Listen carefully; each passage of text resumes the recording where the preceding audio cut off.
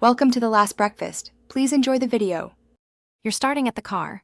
Park and switch ignition to accessory so systems stay awake. Use the iDrive controller or touchscreen to open the main menu and select Vehicle Info. This is where service records live. Once done, choose Service History or BMW Services depending on model. You do this first because newer iDrive versions centralize maintenance here. It avoids scanning through menus and speeds retrieval. Make sure your screen is responsive and the system is not updating before moving forward. Once inside Service History, scroll through chronological entries to find recent work. Entries show date, mileage, and service type. This helps you confirm oil, brakes, and software updates. Tap an entry to view detailed notes and dealer contact info when available.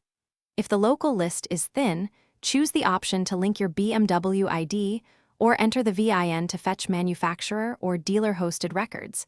This syncs cloud entries with the car. Continue methodically, comparing mileage and service descriptions for accuracy. To finish, save or photograph any critical entries so you have an offline copy for resale or warranty claims. You can also export via connected drive when linked. If entries are missing, make sure the car is connected to BMW services and re-enter the VIN or log into the dealer portal. Many records require cloud sync. If the iDrive freezes or won't show history, reboot the system by holding the volume/power knob for 20-30 seconds, then retry. This clears temporary glitches.